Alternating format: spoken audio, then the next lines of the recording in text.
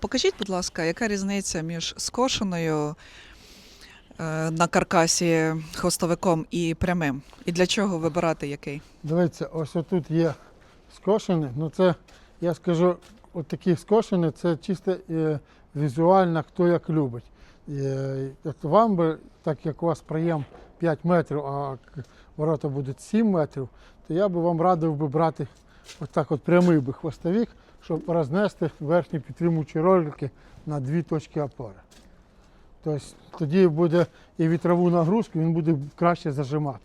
От ті будуть верхні ролики, вони будуть краще зажимати вітрову нагрузку. Тому я би радив отак робити. Ось він йде, наш каркас.